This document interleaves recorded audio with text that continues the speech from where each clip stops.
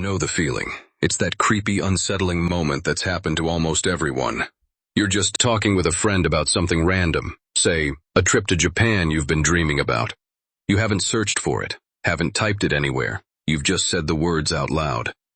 Then later that night you unlock your phone, and suddenly your feed is a non-stop ad for flights to Tokyo, hotels in Kyoto, and Japanese language apps. It feels impossible. It feels like a violation. And your first thought, the one that sends a little chill down your spine, is, my phone is listening to me.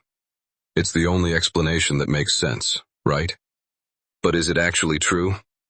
Well, the short answer, according to basically every cybersecurity expert and tech investigator who's looked into it, is no.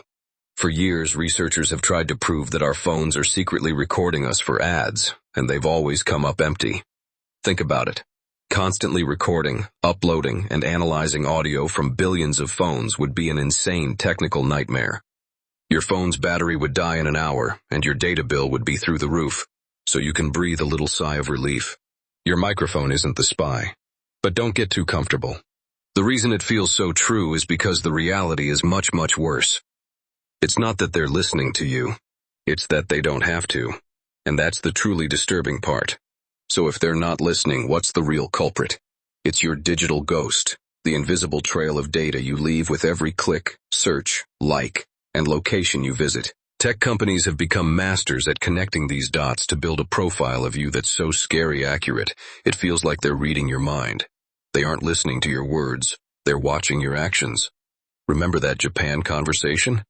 Did you maybe watch a documentary set in Tokyo last week? Or, like a friend's vacation photo from Osaka, did the friend you were talking to look up ramen places on their phone while you were together? Every single one of those is a data point, and this is where the dark magic of modern advertising really kicks in. It's built on a few key ideas that are way more powerful than a microphone. First, you've got cross-device tracking. You search for hiking boots on your work computer and suddenly ads for them are all over your phone. That's because you're logged into the same accounts, or maybe just using the same Wi-Fi. To advertisers, you're not a bunch of different devices. You're one single target they can follow from screen to screen. Then there's what's called proximity and social graph targeting. These ad systems know who your friends are and where you hang out. If your friend starts searching for running shoes, the ad network might just decide that everyone in your group, or even just in the same office building, must also be interested in running. It's not a coincidence. It's a cold, hard calculation. Your social life is their ad network. And the final piece of the puzzle is the massive, multi-billion-dollar data broker industry. These are shady companies you've never heard of, and their entire business is buying and selling your personal information. They get data from your store loyalty cards, public records, and website trackers, then bundle it all together to create detailed profiles. They build lists of people likely to move, new parents, or luxury car buyers, and sell access to anyone who wants to sell you something. They know your income bracket, your hobbies, and your politics, all without hearing you say a single word. So, how do they technically pull all this off? It's a sophisticated operation, but it boils down to technologies that go way beyond simple cookies. For years, cookies were the main tool. Little text files that followed you around the internet, building a history of your browsing. But as browsers have started blocking these, the ad industry has simply moved on to something much sneakier. It's called browser fingerprinting, and it is a total game changer. Unlike cookies, which you can delete, a browser fingerprint is made by collecting dozens of technical details about your device, your screen size, the fonts you have installed, your time zone, your language settings, stuff you'd never think about.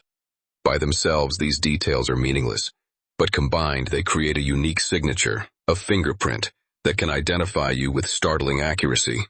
Research has repeatedly shown this method is not only possible, but widely used to track you across the web. You can clear your history, use private mode, even fire up a VPN, but your browser fingerprint often stays the same, allowing ad networks to connect the dots and realize it's still you. But it gets even creepier. Many websites now use session recording tools. These are scripts that literally record your visit. They capture your mouse movements, every click, how you scroll, and even what you type into a search bar, and then delete. It's like someone is standing over your shoulder, watching your every digital hesitation and decision.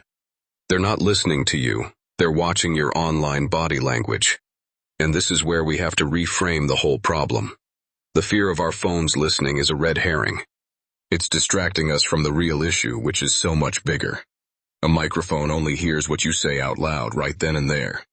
But your digital footprint reveals who you are, who you know, where you go, and what you're likely to do next. It can expose deeply sensitive things about your health, your finances, or your personal life. Things you'd never dream of saying in a casual conversation. Think about it. An ad algorithm doesn't just know you looked at a new car online.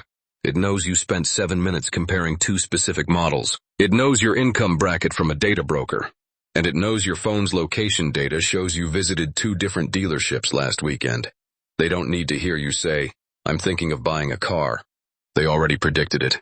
They don't need to hear you because they can predict you. In fact, it's gotten to the point where AI can accurately guess your personal traits, like your political views or education level, based only on the ads you're being shown. The ads themselves are a mirror, reflecting the profile that's been built around you. This is why it's worse than just being listened to. Listening is passive. Predicting is active. It's the difference between someone overhearing a secret and someone who has read your diary, figured out your patterns, and knows your next move before you do. The feeling of being watched is real, because you are being watched. But now you know who's really doing it. And the good news is, you can fight back. It's not about giving up technology. It's about being smarter than the people trying to track you. If you think this is important, and you want to learn more about protecting yourself, make sure to like and subscribe for more. Ready to take back some control? Here are 4 things you can do right now. First, do a permission audit. Go into your phone settings and look at your apps. Does that silly game really need access to your microphone? Does that photo editor need your location? Be ruthless. If an app doesn't need a permission to work, turn it off. Second, switch your tools. The browser and search engine you use make a huge difference. Instead of the defaults, try a privacy-focused browser like Firefox, Brave, or DuckDuckGo's browser. They have tracker and fingerprinting protection built in, and pair it with a private search engine like DuckDuckGo or StartPage, which won't keep a history of everything you look up. Third, install privacy extensions. Think of these as your browser's personal bodyguards.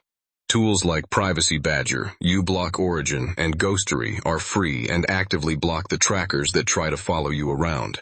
Many also send a signal that automatically tells websites not to sell or share your data.